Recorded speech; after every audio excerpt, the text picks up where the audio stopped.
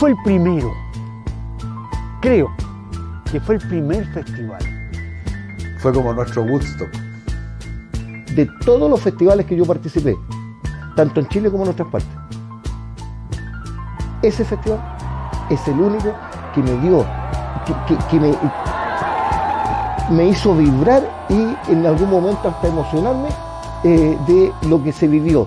Entonces fue emblemático. El ideal de todos era el mismo. Era una cuestión de amor, pero una cuestión de un amor muy limpio. Teníamos esa intuición de un mundo diferente.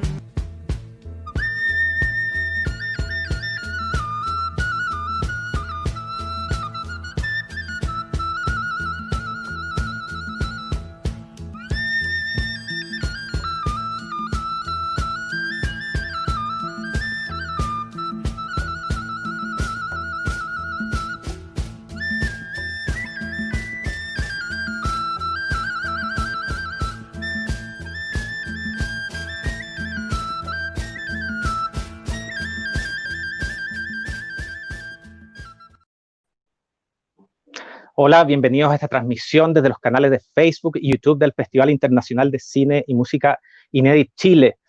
Mi nombre es Gonzalo Planet, yo soy músico y periodista y estamos conmemorando los 50 años del evento más recordado y mitificado también de la historia del rock chileno, un festival que sobrepasó con creces su carácter musical para alzarse como un encuentro que marcó un antes y un después para la juventud y la sociedad chilena de inicio de los años 70. Sin duda se trata del Festival de Piedra Roja.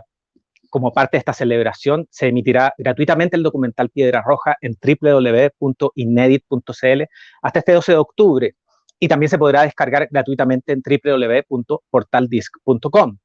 Asimismo, este 11 de octubre, una exposición en línea en la página web de Inedit Chile exhibirá una serie de imágenes del fotógrafo Paul Lawrie tomadas in situ en Piedra Roja. Como todo mito que se precie de tal, se han tejido innumerables historias, relatos y fantasías en torno a este evento durante nada menos que medio siglo.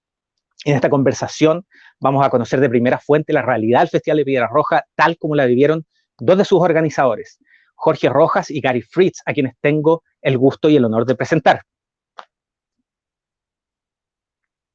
Están por ahí, ¿verdad? Hola.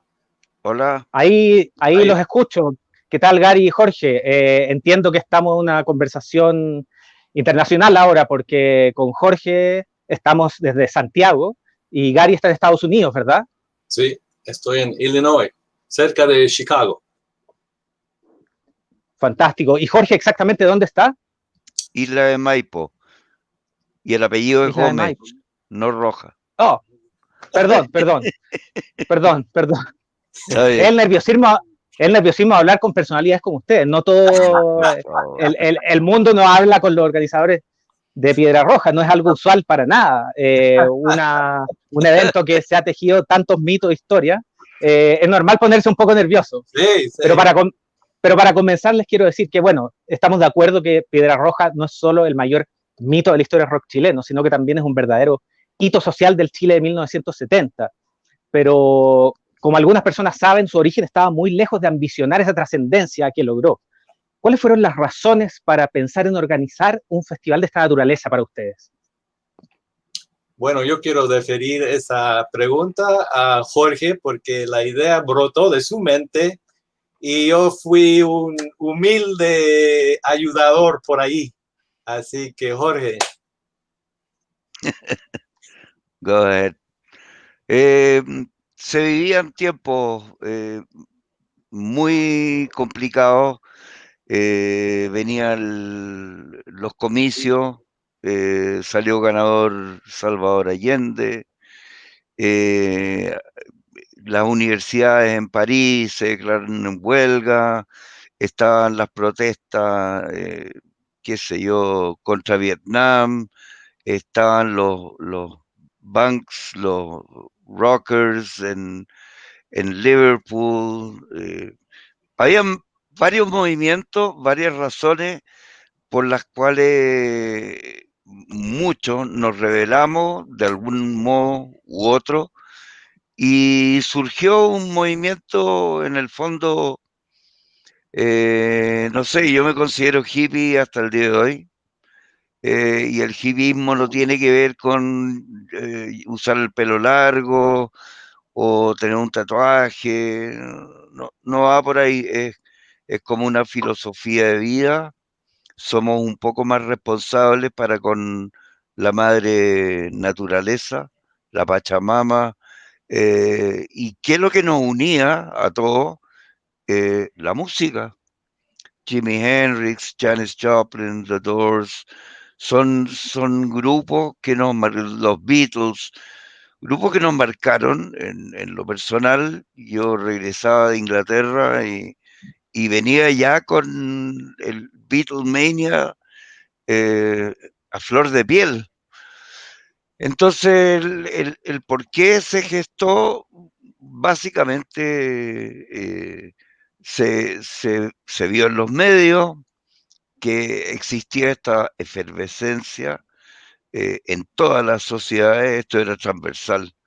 Y siempre las cosas llegan como un rato después a Chile, pero igual llegó y nada, festival de Woodstock en el cine Santa Lucía, creo que lo vi 15 veces, y efectivamente había un tema ahí de recaudar fondos para el estudio de curso, pero eh, la verdad que no iba por ese lado, iba más por eh, una cosa de que yo intuía y veía y vivía a diario la diferencia entre la gente de Copelia, que eran muchos, eran hippies de fin de semana, y la mayoría de Vitacura, Las Condes, Barnechea, La Dehesa, etcétera. Y había otro grupo en el Parque Forestal, que eran más bohemios, más letrados, cultos, grandes lectores y pintores también. Entonces, lo único que faltaba para unir a estos grupos, por así decirlo, era juntarse en Plaza Italia. No, básicamente era a ambos nos gustaba la misma música, entonces tenía todo el sentido del mundo buscar un lugar y organizar un festival para ambos grupos, por así decirlo, y se dieron las cosas y al final fueron, calculan, entre 20 y 25.000 personas, así que menor no fue. Pero digamos que el festival en su origen nace como una iniciativa estudiantil. Ustedes estaban en el colegio. Correcto, sí, estábamos en el colegio y habían varios compañeros de curso que decían hagamos un bingo, hagamos esto, hagamos lo otro, y no sé, eh, siempre he sido un poco líder en mi vida, lo reconozco, y no, tomé la iniciativa, pedí los permisos, las cosas se dieron, fui a la intendencia, fui a la municipalidad, fui a Carabineros, fui a Chilectra, fui a Coca-Cola, y las cosas se dieron. Tú nos mencionabas que escuchabas a los Beatles, que habías tenido la oportunidad de vivir en Inglaterra, al igual que Gary, que en ese momento estaba, me imagino, en Estados Unidos, en ese momento, antes de llegar a Chile. ¿Cómo vivieron ustedes esa década tan prodigiosa para mucha gente, que es la década de los 60 en cuanto a música? ¿Iban a conciertos en vivo? ¿Tuvieron la oportunidad de ver a esos grupos que son leyendas ahora, como los Beatles, los Rolling Stones o The Who? Bueno, cuando yo estaba en Estados Unidos tenía 13 años, 13 a 15 fueron los años que estuve en Estados Unidos. Y era muy joven para ir a, digamos, festivales o conciertos, pero tenía los discos de los Beatles, Rolling Stones, Animals, Doors, todo eso. Y los escuchaba mucho, pero era un jovencito que escuchaba música. Y no me daba mucha cuenta, digamos, de la contracultura de ese tiempo, hasta llegar a Bolivia a los 16 años. Y ahí poco a poco me fui concientizando, digamos. en la cosa política, económica, social, ¿no? De los tiempos y de los jóvenes. Y, por ejemplo, participé en la primera y creo que la única marcha contra la guerra de Vietnam en La Paz en 1969. Y tenía 16 años. Y escuchaba a Jimi Hendrix y todo eso. Bueno, al llegar a Chile, pasé 2 años y medio. Cumplí los 17 años y ahí conocí a Jorge a los 17. Él tenía 19, era pues más grande, más sabio. Entonces, edad. Bueno, como un hermano mayor, ¿no? Y yo 17 y me fui concientizando, digamos, fuertemente durante esos 2 años y medio en Chile. ¿Y por qué? Porque estaba rodeado de gente académica o que pensaba mucho. En mi escuela Nido de Águilas, por ejemplo, que era una escuela internacional, me topé con Jorge, con muchos que se dieron cuenta de lo que estaba pasando en Chile en ese tiempo, ¿no? Porque ahí la derecha y la izquierda se estaban enfrentando y después había esta cultura de jóvenes internacional y comencé a leer libros y charlar con Malucha Pinto, por ejemplo, que tenía mucho ánimo en ese tiempo y todavía tiene mucha energía y muy política, o Martín Hoppenheim, que también estaba en mi escuela, que aún de niño quería ser filósofo. Así que poco a poco me fui hacia allí, concientización, digamos, y con la música, etcétera, y al toparme con Jorge por medio de un amigo. Así que me di cuenta de lo que estaba pasando, pero no estaba profundamente metido, todavía no, pero estaba en rumbo, digamos. Y vino mi hermano a visitar, él estaba en la Universidad de Estados Unidos, y trajo todo tipo de revistas contraculturales, música, etcétera. Y él también me metió en la cabeza lo que estaba pasando. Entonces, para mí, Chile fue, digamos, las puertas que abrieron en mi conciencia, en mi mente, para lo que estaba pasando. Eran años profundos, digamos. Y en el caso de Jorge Gómez, ¿fue un shock haber llegado a Chile a fines de los 60 después de tu experiencia en Inglaterra? Fue un shock brutal, absolutamente brutal.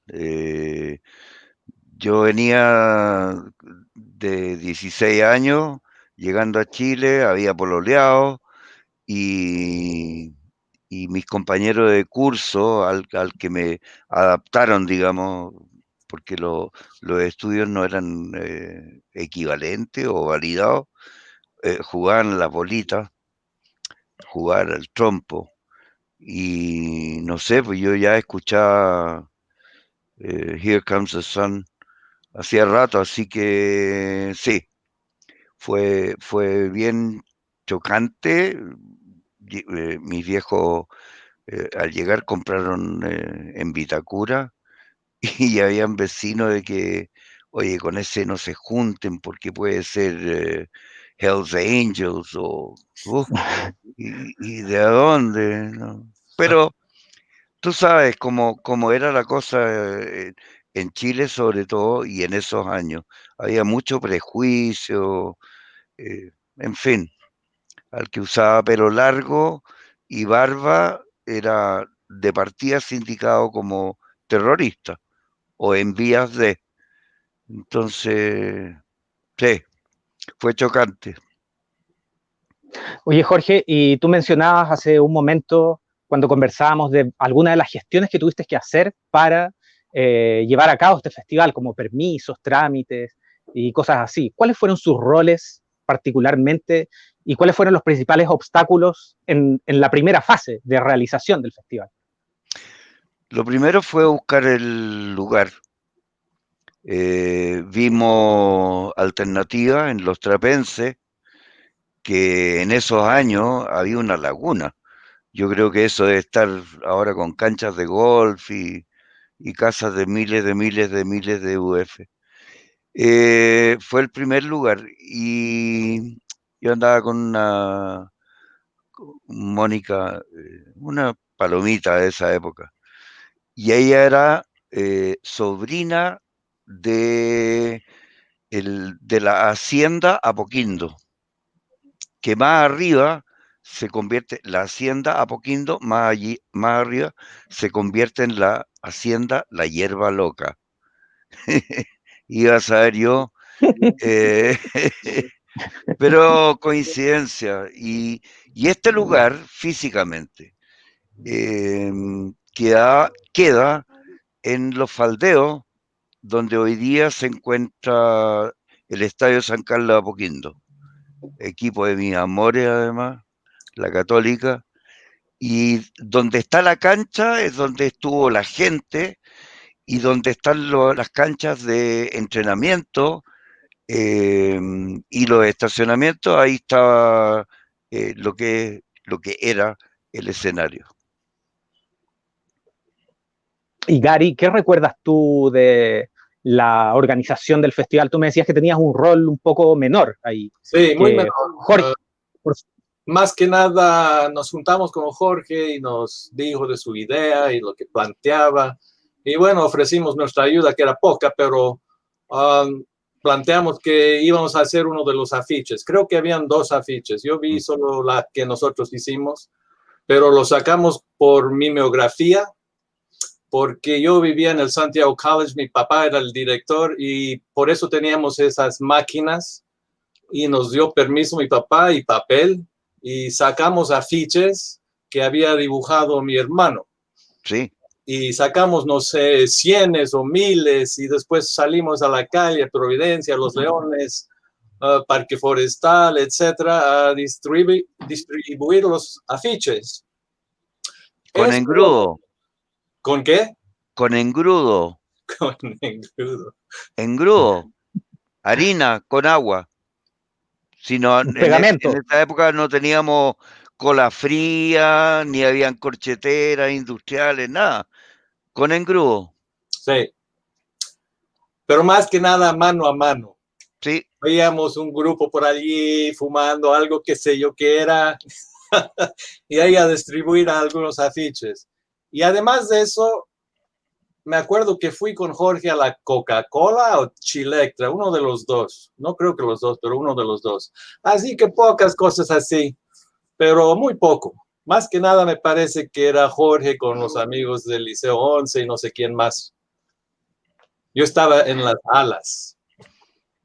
Bueno, es interesante que tú mencionas ese afiche mimeografiado que fue dibujado a mano.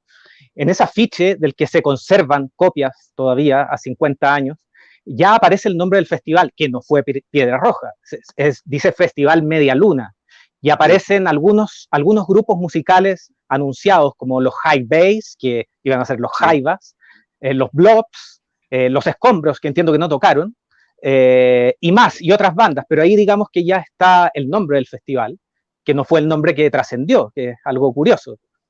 Muy curioso porque yo no me acordaba que tenía ese nombre. No hasta ver ese afiche 37 años después. Me lo dio mi hermano porque él fue el dibujante y me lo dio el original. Y ahí vi Media Luna y me asombró porque eso no estaba en mi mente. Ya se había convertido en Piedra Roja. Y ese nombre a lo mejor solo tenía vida, no sé, unos días o unas semanas. Y yo no sé la historia de ese nombre, pero Paul Lawrie se acordaba de ese nombre. Ah, sí, me acuerdo que el festival iba a ser Media Luna, pero yo no. Pero ¿cómo se dice? Los que viven en el campo no son... Guaso. Un guaso por ahí me contó que en esa hacienda había una media luna. Y ¿te acuerdas, Jorge? Yo no me acuerdo. Sí. Y él creía que por eso tenía el nombre de Media Luna para el festival, porque lo iban lo iban a tener en la Media Luna. Pero eso no está en mi memoria. No. Es verdad, antiguamente había una media luna en Los Faldeos, hacían rodeos y esas cosas,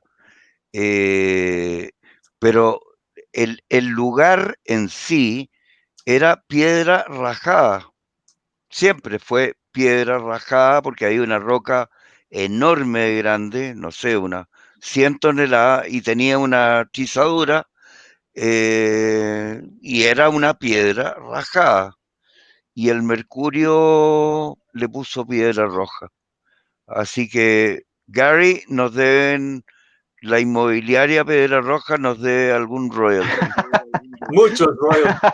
Sí, porque hay una calle hoy en Gracias al día Mercurio. en Los Dominicos que se llama Piedra Roja, y bueno, y hay hartos condominios que se llaman Piedra Roja, Y la calle Piedra Roja. y la calle Piedra Roja también, sí, sí. Estamos conversando con Jorge Gómez y Gary Fritz, dos de los organizadores del Festival de Piedra Roja que conmemora 50 años.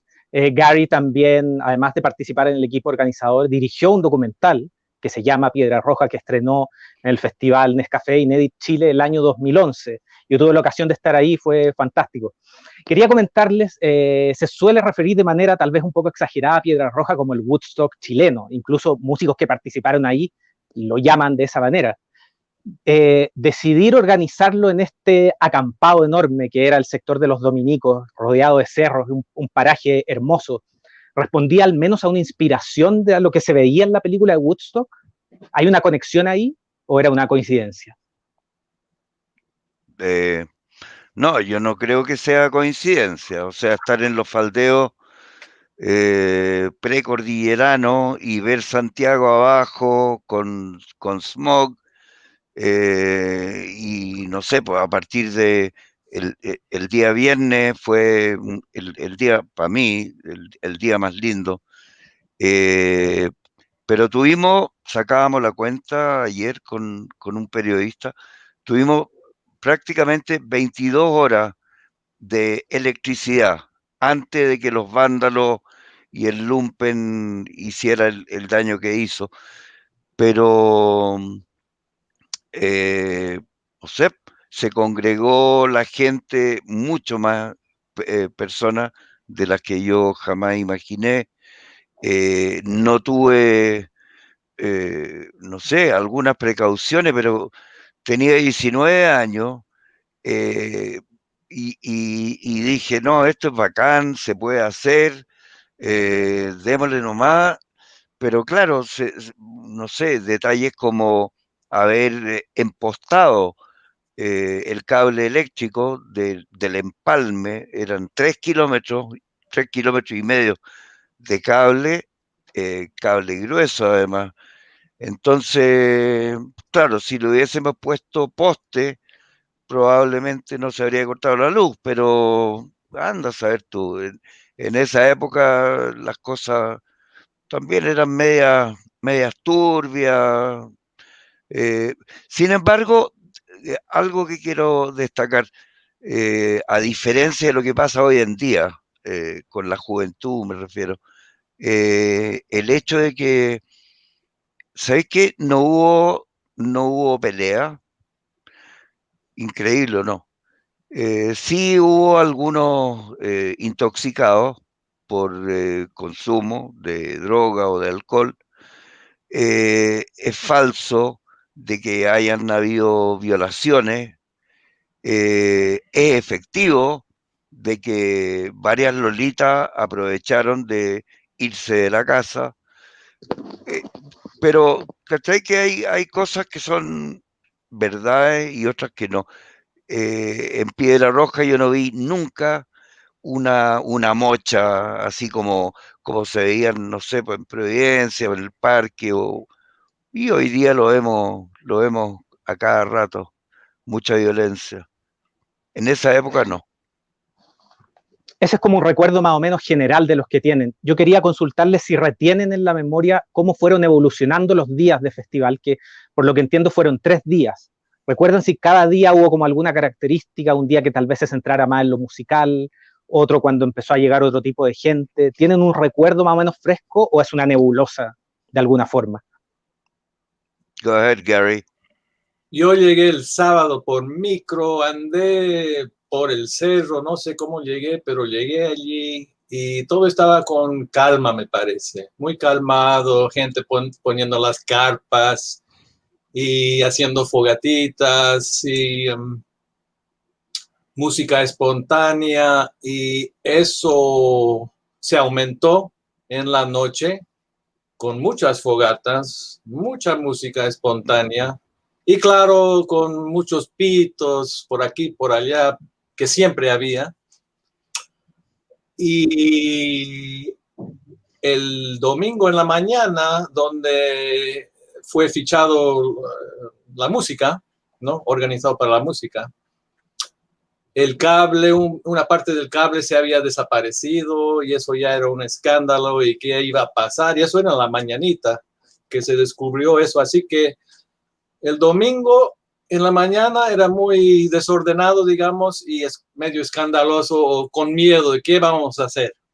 Bueno, y cuando se restableció la electricidad, ahí comenzó la música. Y esa es la parte, digamos, que yo me acuerdo que era festival propio, digamos. Sería el domingo a partir de mediodía más o menos hasta las 8 de la noche más o menos y cuando se acabó de nuevo la electricidad. El jueves en la mañana muchos venían para, ¿cómo se dice?, mirar al zoológico y llegaron de Santiago en buses para ver el escándalo que había salido en los periódicos y en la radio. Y esa mañana yo me fui. Llegaron los carabineros, la policía, y comenzaron a correr todos, y yo me fui. Y nada más. Para mí fueron 2 días, digamos, 48 horas. Bueno, es muy simbólico que un encuentro como Piedra Roja, a propósito de todo lo que nos comentas de este escándalo y cómo lo tomó la prensa de la época, todo se da en un periodo de mucha tensión en el país. Es un momento en que Salvador Allende asume la presidencia, irrumpe el gobierno de la Unidad Popular. ¿Ustedes sienten que de alguna forma el festival fue tal vez la primera expresión pública y también masiva de un sector de la juventud que estaba lejos de la polarización de la época, que tal vez tenía otros intereses, otras inquietudes y que no había tenido una presencia importante hasta ese momento? Jorge, you want to take that or? No, you take it. Bueno, estaba pensando en el festival, claro, hoy día y tuve la realización que fue mi primer festival en mi vida. Nunca lo había, no sabía eso antes. Pero sí, yo creo que marcó un momento en que esa contracultura de los jóvenes ya estaba ahí en Chile, pero no era una organización, eran personas dispersas y dispersos también en medios económicos, sociales, no solamente los ricos, etcétera, y que compartían algo, un idealismo, la música, como dijo Jorge, etcétera, pero no había, digamos, un proyecto detrás. Un proyecto o una ocasión para juntar tantos para alguna experiencia. Entonces, creo que por eso vino al psique chileno en ese tiempo, en un tiempo muy tumultuoso, como dices, Gonzalo, y brotó como otra cosa, porque ya había la pelea entre izquierda y derecha, y después brotó esto, pero ya existía. Solo era una concentración. Y como esa contracultura no tenía líderes, no organización cualquiera, entonces creo que sí, Piedra Roja lo cementó, se dice, lo puso en cemento. Cimentó en el psique chileno, ¿no? Padres de familia, los políticos, etc. Yendo un poco hacia la música, que digamos igual es un componente muy importante y es el que de algún modo tiene el origen del festival, que los grupos tocaran en una jornada al aire libre. Yo entiendo que fue el músico Freddy Enrique quien fue parte de la organización de algún modo como curador, él con otras personas pensar quiénes iban a tocar, a qué músicos se podría convocar. Bueno, está el caso de los Jaivas, están los Blobs, está Lágrima Seca, están los Ripios también que tocaron ahí. ¿Ustedes ¿Iban a conciertos de esas bandas? ¿Conocían esa escena como auditores, como espectadores? Yo personalmente conocía a los Jaivas, porque ya ellos vivían en comunidad hacía un rato y ya, bueno, era amigo de ellos y, en fin. Hay que aclarar que hay algunas bandas que nunca estuvieron, ¿ah? Agua Turbia nunca estuvo. Denise jamás llegó. Eh, eh, hay varias bandas. Sí, los Blobs, sí, los Jaiba. eh, ¿Cómo se llama el del órgano, el guatón? Víctor Rivera. Víctor Rivera. Víctor Rivera, en el órgano, cuando está saliendo el sol en la mañana, se toca Simple Shade of White, Whiter Shade of Pale. Whiter Shade of Por Procol Harum. Procol Harum. Harum. Y eso fue alucinante, o sea, de verdad, muy, muy emocionante. A mí se me paran los pelos de recordarlo.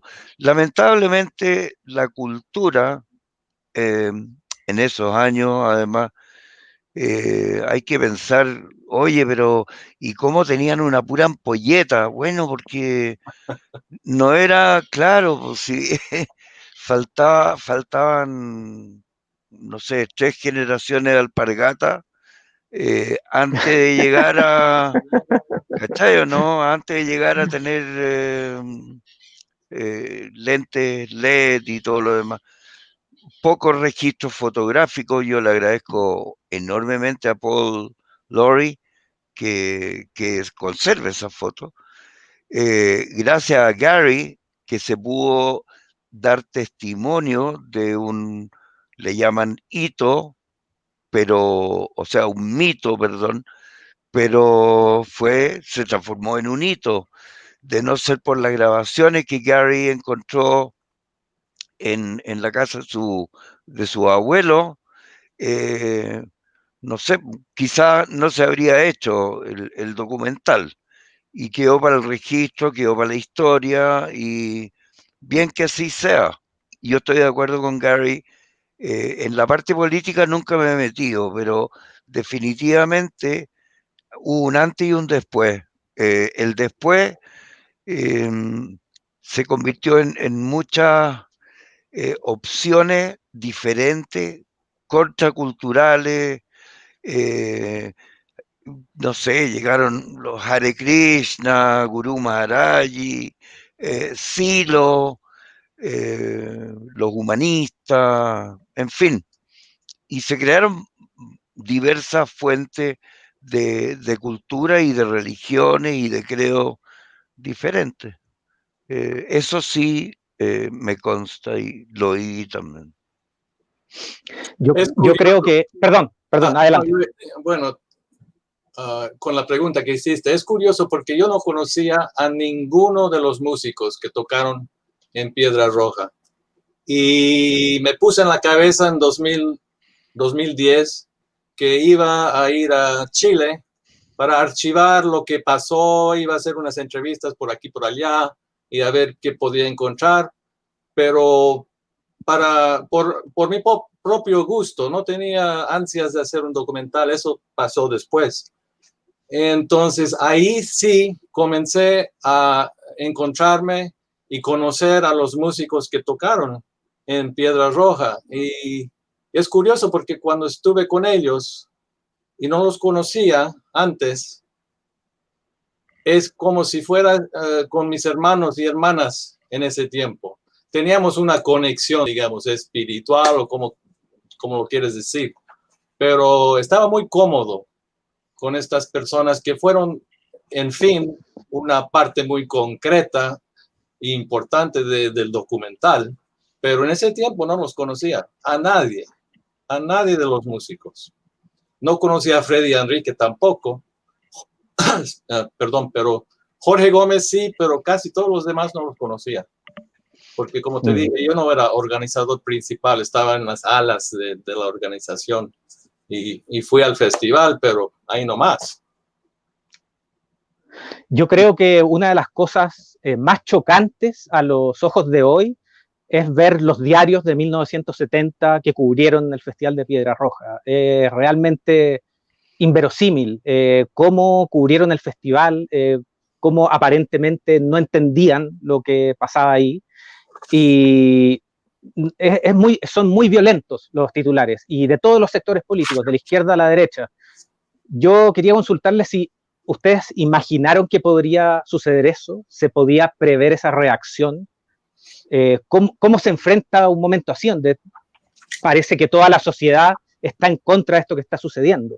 Es algo muy impresionante verlo desde los ojos de hoy.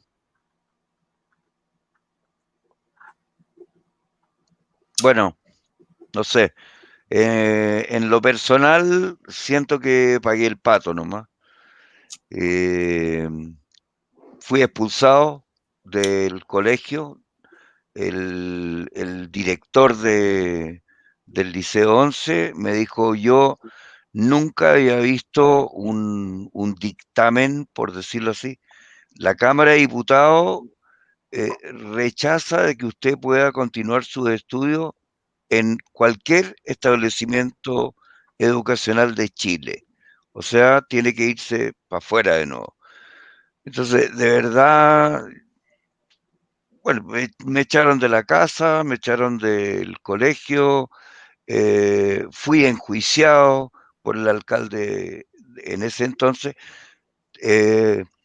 Gary, el afiche que hizo tu hermano dice en una parte abajo "Let's Boogie", en inglés, "Let's Boogie", y según el alcalde de ese entonces decía que ese término él entendía que decía en español, vamos a drogarnos, y de verdad fue un atado que "Let's Boogie", o sea, es como "Come on, rock and roll", no sé, no me cabe en la cabeza.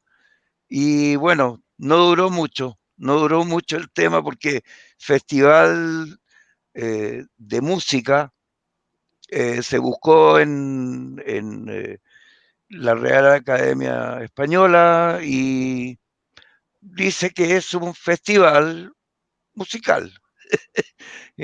No existe tal definición antes de un festival hippie. A mí me demandaron por organizar un festival hippie. Oh my God. Claro. Sí, es muy impresionante, como yo decía, repito, a los ojos de hoy.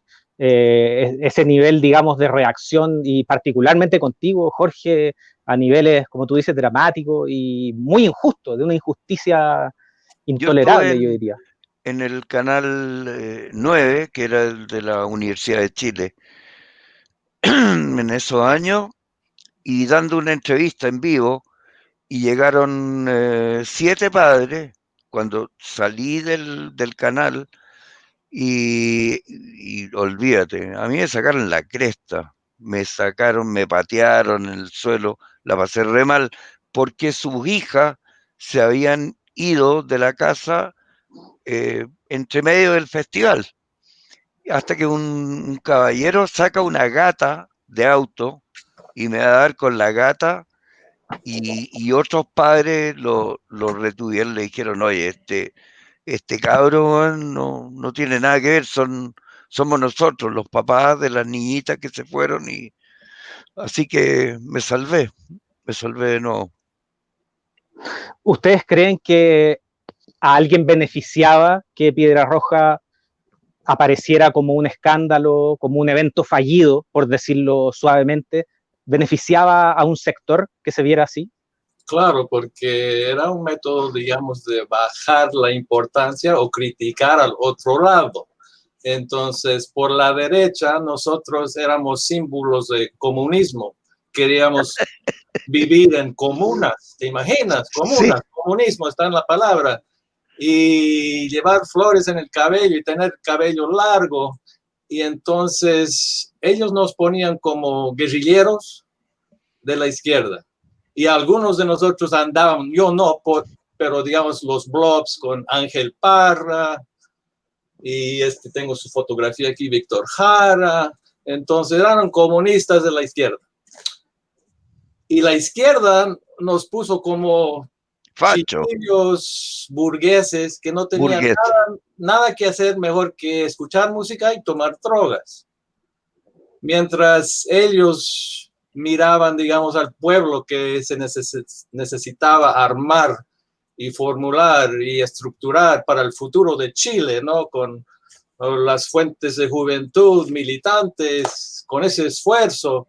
Y nosotros éramos los flojos, ricones y drogadictos. Así que los dos lados nos usaban para sus propios bienes, digamos. Sí, absolutamente. Piedra Roja como mito comenzó, como hablábamos, prácticamente desde el primer día, desde que se cambió el nombre de Piedra Rajada por el sector a Piedra Roja. Se hablaba del Festival de los Dominicos, prácticamente no se habló de su nombre real, que era Festival Media Luna. Yo creo que no hay chileno que no haya escuchado hablar algo sobre Piedra Roja o que no sepa algo del festival. ¿Por qué creen que se detonó este mito que continúa hasta el día de hoy? Bueno, en parte gracias a Gary, con su documental, probó en definitiva de que el tal mito no existe. El festival existió, se realizó, somos varios los que sacamos mucha experiencia, somos varios los que sufrimos las consecuencias, pero de mito yo creo que cada vez le queda menos, gracias a que Gary tuvo la paciencia de entrevistar cientos de personas que participaron un poco, mucho o nada, pero se hizo una buena pega y se documentó muy bien. Entrevistó hasta un arriero que vivía camino a Farillones, donde vivíamos en comunidad. Hizo harto trabajo. Así que yo creo que por eso cada vez es menos mito y es un hito en la historia. Cambió en muchos sentidos. Conozco N gente que a partir de Piedra Roja se fueron, armaron comunidades, se fueron a vivir juntos. Acuérdate que no sé, pues en rayadura de esa época, así como graffiti, decían la gente de Silo, tu viejo es una lagartija, ándate de la casa. Y era un llamado, el Silo. Y había como esta contracultura, un movimiento que tenía inercia por sí nomás. Yo diría por 3 razones principales. Ajá. Una cosa me asombró, estaba muy asombrado en 2010 cuando comencé a pensar en archivar cosas de Piedra Roja, que me dijeron que Piedra Roja estaba fuertemente en el psique chileno. Para mí era una cosa que ya me había olvidado de Piedra Roja hace 37 años atrás y no le daba mucha importancia, pero me comunicaron varios chilenos, etcétera, que no, Piedra Roja era una cosa muy importante en el psique chileno. Y entonces eso fue parte de mi documental. En fin, ¿por qué? ¿Por qué fue eso? Y creo 3 razones principales. Uno, que fue el primer festival de su tipo, por lo menos, al aire libre, gratis, mucho fraternalismo, varias noches y días, y sin violencia, y todos los niveles socioeconómicos, entre sí mezclándose. Eso era muy especial. Y además de eso, la otra cosa, la segunda, sería su contexto sociopolítico, porque ocurrió en ese momento en donde tenemos la ascendencia de Allende y todo lo que iba a venir, y los dos choques de la derecha y la izquierda y Piedra Roja entre medio, como otro choque social para Chile que tenía que enfrentar. Entonces, por ese contexto muy especial, también Piedra Roja sobresale. Y creo que la tercera cosa aquí es que se sabía muy poco de ese festival. Había lo que salió en los periódicos, pero no se sabía casi nada más. Solo lo que había en los periódicos. Si uno se quería meter a la biblioteca a ver lo que había. Pero poco a poco salió más información, las fotografías de Paul Lowry, el audio que hizo mi hermano, y etcétera, etcétera. Entonces, yo creo que cuando un festival de ese tipo tiene muy pocos documentos y es un poco difuso, oscuro, que ahí brota en la mente, ¿no?, el idealismo y el hito, el mito, y lo comienzan a pintar con pinceles de color en vez de pinceles negros, porque en su tiempo Piedra Roja era una cosa negra, bueno, para las instituciones ya establecidas. Así que esas tres razones creo que hicieron que Piedra Roja fue una cosa muy especial. Una coincidencia.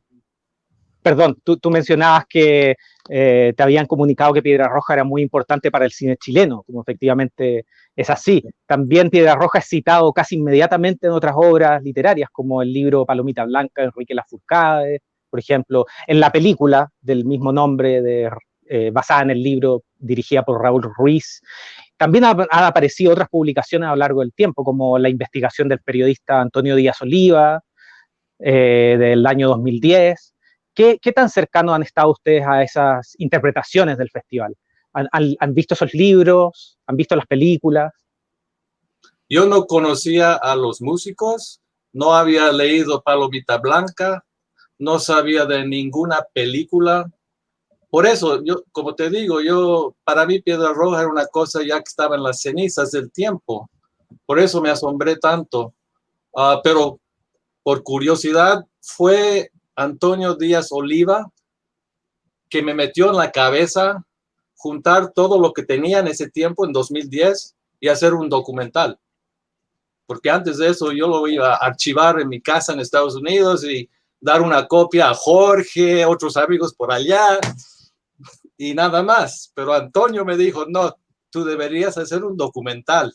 Y él, claro, escribió el libro sobre Piedra Roja. Sí, yo tuve contacto también con Antonio. Varias entrevistas, pauteos, diversas cosas, anécdotas, etcétera. Y colaboré, pero ni la película ni Palomita Blanca, lo crean o no, no lo he leído, la verdad. Creo que tiene muy poco que ver con, igual que cuando dieron la teleserie Hippies, por ahí tengo copia de lo que publiqué en el diario. La verdad que, bueno, cada uno hace lo que estima conveniente. Sí, y yo le pregunté a Antonio, le dije, oye Antonio, ¿por qué los chilenos ponen tanta importancia en este festival, Piedra Roja? Y me dijo que, mira Gary, desde chiquillos nos meten en la cabeza Piedra Roja. ¿Por qué? Le dije, bueno, hay un libro que se llama Papelucho el hippie, algo así. Yo no sabía qué era.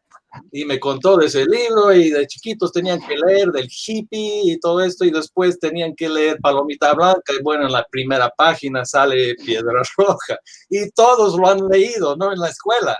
Entonces él me dijo, por esa razón, bueno, una de las razones, ya todo chileno ya sabe de Piedra Roja. Bueno, hay documentos muy interesantes sobre el festival que lo testimoniaron, que son las fotografías de Paul Lowry que estábamos conversando y que han aparecido a lo largo de esta conversación. Está la grabación que hizo tu hermano, Gary, que es una grabación fenomenal, porque son entrevistas in situ a los asistentes, se escucha un poco de la música, es un verdadero documento de época. Y con esto tú lograste construir el documental que hemos estado conversando recientemente. ¿Cómo fue para ustedes verlos en pantalla? Yo tuve la ocasión de ir al cine, al Teatro Nescafé, para su estreno, y era muy bonito ver a los músicos que tocaron, y el teatro llenísimo, con gente afuera. ¿Cómo fue para ustedes como espectadores ver la película? Para mí, me hizo llorar, muy emocionante estar ahí, hasta me está haciendo llorar ahora, pero estar allí con todos mis amigos y amigas de ese tiempo era como ver el pasado, revisar mi historia y ponerlo en un contexto en lo que no lo había puesto antes. Así que me dio mucha emoción estar ahí en la pantalla con Jorge y ¿qué más quería decir sobre eso? Que, bueno, se me fue de la cabeza, pero una emoción muy profunda. Pero, quería decir, yo ya había visto la película, el documental, como 500 veces.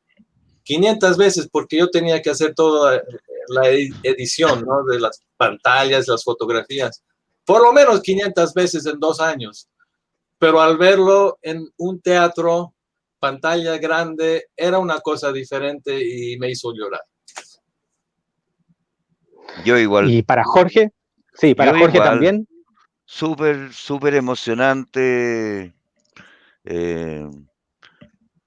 ver todo, pues, y además pienso mucho en gente que participó y que hoy en día ya no están. Entonces hay una memoria ahí colectiva.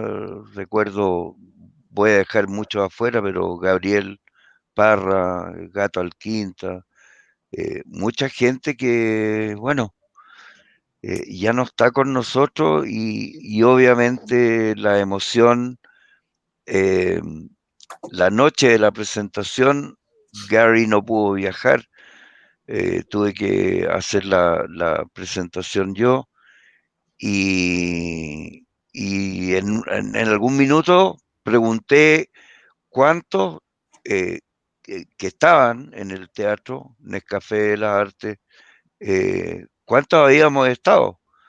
Y se pararon y fue como, wow, una sensación así de reconocernos, de decir, ¿sabes qué? Hasta aquí lo hemos hecho bien, que bacán. Y todos como que nos conocíamos, nos queríamos. Malucha Pinto también recuerdo. Súper hermoso. Una emoción muy, muy fuerte. Eso. ¿Se imaginaban ustedes en octubre de 1970 que estaríamos 50 años después hablando sobre Piedra Roja? La verdad, no. Y por algo muy que me marcó, obviamente, muy especial y creo que amerita con la situación que vive el país actualmente. Si no es por un carabinero, yo sería un NN. Después del golpe de Estado, el 11 de septiembre, durante 2 días no pasaba locomoción, no pasaban vehículos, no pasaban camiones, estamos debajo de la mina disputada, Las Condes en esa época, y más abajo vivía Salvador Allende. Fuimos con Gary a la casa hace unos años cuando él filmó también. Y resumen es que andábamos con túnica, pelo largo, barba. Entonces dijeron, agarren a estos dos, son terroristas, los meten al fondo de la piscina, que no tenía agua, y el oficial a cargo, el teniente, dijo, sáquenle el seguro a la arma, y el primero que pestañea, chao, se va. Y llamaron a carabineros de los Arnechea, y ellos me conocían la comunidad. En el invierno nos hacían llegar leche para las guaguas, leche en polvo, O sea, eran carabineros muy leales y no sé, buena tela, gente de corazón.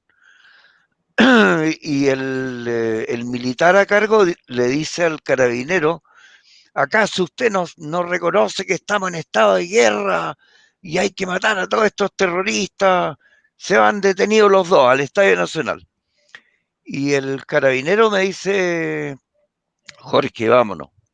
Bajamos 2 kilómetros en la Cuca y dice: ¿sabes qué? Vamos a parar aquí y bájense. Y yo le dije al carabinero, le dije: yo no, la verdad es que prefiero llegar vivo al Estadio Nacional. Me dijo: Jorge, tú no querís saber lo que está ocurriendo en el Estadio Nacional y no te lo mereces tampoco. Así que te la evito, la hagamos la cortita, ándate por arriba de los cerros, no por el camino a Farillones, cosa que no te vean las patrullas, y vuelve a tu casa, córtate el pelo, y no aquí a Santiago en unos 4 meses. Así que gracias a ese carabinero, yo estoy aquí y dando esta entrevista. Así que no podía imaginarme 50 años después de Piedra Roja, pero estoy feliz. ¿Es verdad, Jorge, que tienes ese pelo guardado en alguna parte? ¿El que te Sí, lo cortaste tengo. el año 73? Sí, lo tengo. Sí, lo tengo. Es un mechón, no sé, pero lo tengo guardado. Oiga, quiero agradecerles muchísimo a Jorge Gómez, a Gary Fritz por esta conversación. Para mí ha sido un verdadero honor y placer conversar con ustedes. Como decía al principio, uno no conversa todos los días con dos organizadores de un hito y un mito también de la cultura chilena del último medio siglo. Muchísimas gracias por su generosidad también en compartir estos testimonios, porque como sabemos, con todo lo que ha vivido Jorge, yo creo que perfectamente podría querer tener enterrada esta historia y no querer hablar más de esto. Así que de verdad, muy agradecido también de la generosidad de Gary para compartir y liberar su documental, que lo pueden ver gratuitamente en estos días si ingresan a www.inedit.cl. Ingresen a la página porque hay otras actividades también, una exhibición en línea de las fotografías de Paul Lawrie, y esta conversación, por supuesto, que va a quedar colgada en las redes de Facebook y YouTube del Festival Inedit Chile. Así que muchísimas gracias, ha sido un placer. Gracias, Gonzalo, por la oportunidad. Gracias, Gary, por todo tu arduo trabajo. Y Jorge, por lo que brotó de tu mente y nos está dando la vida. ¿Y quién no dice que, no sé, cuando el clima o la humanidad lo permita, revivamos en un concierto que también puede ser gratuito, no tengo idea, pero con los mismos que funcionaron en su momento? ¿Quién no dice que sea posible? Fantástica idea. Ok. Un abrazo. Gracias. Igualmente. Gracias, Gonzalo. Bye. Chao, chao.